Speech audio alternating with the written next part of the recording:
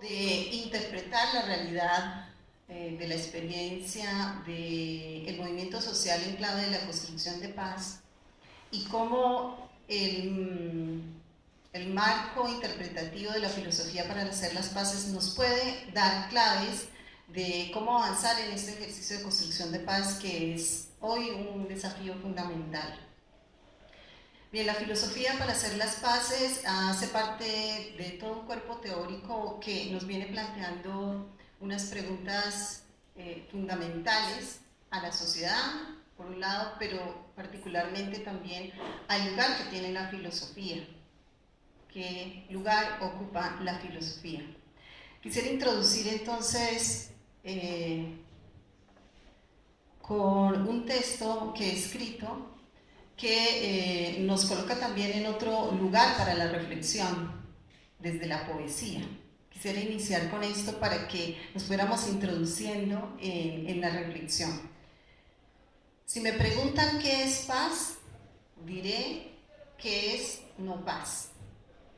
Si quieren que en imágenes les exprese qué es la paz, entonces diré que es un vendaval. Si insisten en cuestionar mi idea de paz, diré que es conciencia de vendaval. Si piden explicación, diré que es contradicción, no lugar, tensión, negociación, intersección. Si insisten, diré que es esquizofrenia del ser, resistencia, diferencia, asimetría e indisciplina, exclusión, cortocircuito. Si veo rostros dubitativos y me encuentro forzada a dar razones, diré que la contradicción es perenne, que se expresa en el sujeto que se reclama, que el sin lugar es la búsqueda que contraría la quietud de la certidumbre y el privilegio, que la tensión se hinca en la fuerza de quien resiste y se diferencia, que la negociación se constituye en la simetría y no en la correlación, que la indisciplina es el deber para trascender, que la exclusión se encarna en el cuerpo sexuado y de color, que la intersección cortocircuita nuestras ontologías y epistemologías. Si después de esto sus miradas con extrañeza me tachan de pesimista, habré de respirar para reencontrarme en un soplo originario. Recordaré a la campesina, a la indígena, a la negra y al fogón de lucha por su lugar. Habitaré la resistencia y la diferencia que me entrañan. Negociaré con mi intelecto, pero no cederé mis fronteras, mi presente, mas no mi pasado. Indisciplinaré hasta mis presupuestos. Propondré los entrecruces como la alternativa. Si después de esto sigo sin ser oída, entonces expondré mi cuerpo para que me habite la subversión del vendaval. Inicio con esta reflexión, quizá lírica, para situarme en un lugar distinto de enunciación para hacer la reflexión. Es decir, desde el sujeto que siente, que vive, que padece, que se inquieta y se vive cuestionando y vive también en permanente conflicto consigo mismo. Hemos aprendido a vivir en medio de una sociedad en el conflicto en la que hemos olvidado nuestras capacidades para construir la paz. El discurso hegemónico nos conduce cada vez más a decirlo, incluso teóricamente lo han planteado, ¿no? Como que nacimos violentos y violentos por naturaleza. Incluso si uno hace una revisión de muchos de los documentos que se escriben en Colombia sobre el conflicto, están todos orientados hacia lo que podríamos llamar los estudios de la conflictología. Esta propuesta de filosofía para la paz justamente nos está planteando un giro en la manera de comprender y de encontrarnos y de estar y de vivir el conflicto. Lo primero que nos interpela es a pensarnos más bien en esos espacios, oportunidades y posibilidades de hacer la paz.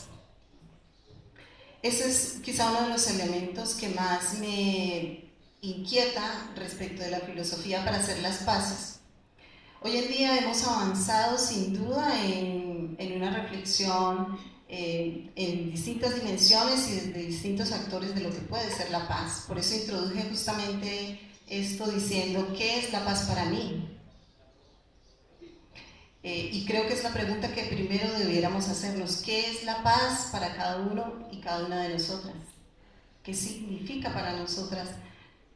¿Pasa y habita el cuerpo de cada una de las personas que estamos aquí, o es una cosa que está por allá distante, que no tiene nada que ver con nuestra vida, con nuestras vivencias como jóvenes o nuestras inquietudes como profesores?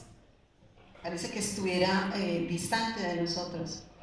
Bien, entonces la filosofía para hacer las paces, el segundo planteamiento fundamental que nos hace es una pregunta que justo al iniciarla, al llegar, estábamos comentando y decía algún profesor respecto de la ética. ¿Dónde está la ética?